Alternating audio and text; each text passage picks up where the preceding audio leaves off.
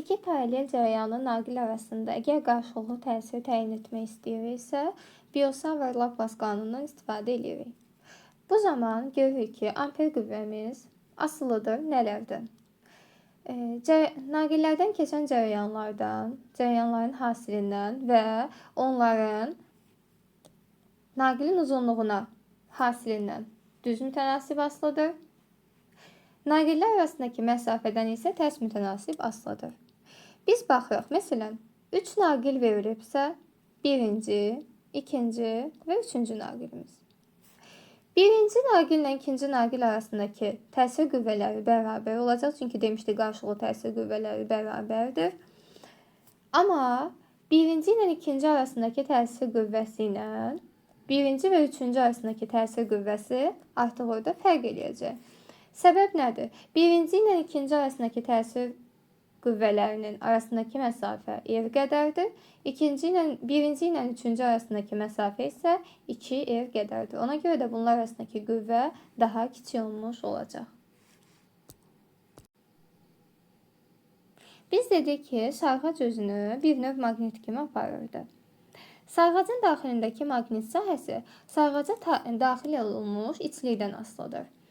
İçliksiz halda maqnit sahəsinin induksiyasını V0-dan işarə edirik. Əgər biz içliyi daxil edərəksə, μ qədər içliyi daxil etsək, bu zaman maqnit induksiya vektorunun düsturu B bərabərdir, μ vurulsun B0 şəklində istifadə olunacaq. Bu içliksiz halıdır. Sarğacın bu isə içliyi daxil olmuş halıdır. İçliyi daxil olmuş halda bizim maqnit induksiya vektorumuzun düsturu bu şəkildədir. Amper qüvvəsinin gördüyü işi hesablamaq istəyiriksə, adi halda olduğu kimi işin düsturu A bərabərdir, F vurulsun S-dir. Əgər bu qüvvə burada amper qüvvəsidirsə, biz bu zaman amper qüvvəsinin düsturuna qeyd edirik. F amper. İndi isə baxırıq mühitdə maqnit sahəsinə. Mühitdə maqnit sahəsini təyin etmək üçün biz maddənin maqnit nüfuzluğu adlanan kəmiyyətdən istifadə edirik. Nədir maqnit nüfuzluğu? Maqnit nüfuzluğu maqnit sahəsinin bu maddə daxilindəki induksiya vektoru modulunun vakuumdakı B0 induksiya vektorunun moduluna nisbətidir. Deməli, daxildəki induksiya vektorunun vakuumdakı induksiya vektoruna nisbətinə bərabər olan kəmiyyətə maqnit sahəsinin nüfuzluğu deyilir. Baxaq maddələrin maqnitlənmə xassələrinə görə üç növə bölünməsinə. Birincisi diamaqnitlər adlanır. Diamaqnit nə deməkdir? Diamaqnitlərdə μ, yəni maqnit sahəsinin nüfuzluğu 1-dən kiçikdir. Bunun səbəbi bu maddələr qüvvə xətlərini kəskin seyrəkləşdirir. Qızıl, şüşə, mis, gümüş sabit maqnitlər tərəfindən itələnir. Paramaqnitlərdə maqnit induksiyası vakuumdakı induksiyadan böyüdür. Buna görə də μ-nun qiyməti 1-dən böyüdür. Alüminium, litium, natrium sabit maqnitlər tərəfindən cəzb olunur. Ferromaqnitlər. Ferromaqnitlərdə maqnit nüfuzluğu 1-dən çox böyükdür. Yəni induksiya vektoru da vakuumdakından çox böyükdür. Bu maddələr qüvvə xətlərini kəskin sıxlaşdırır.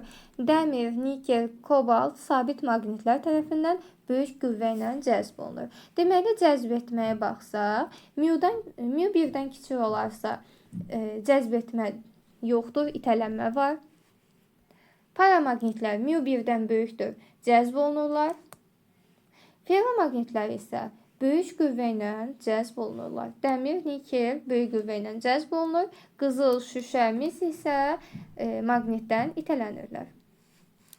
Maqnit sahəsinin ümumiyyətlə xassələrindən biri də temperaturdan asılılıqdır. Ferromaqnitləri qızdırdıqda onların maqnitlənmə xassəsi zəifləyir və paramaqnitə çevrilir. Deməli, nə qədər materialı qızdırarsansa, o qədər onun maqnitlənməsi zəifləyəcək və o bir müddətdən sonra paramaqnitə çevriləcək. Maqnitlərin maqnit xassəsini itirdiyi temperatura biz Curie temperaturu deyirik.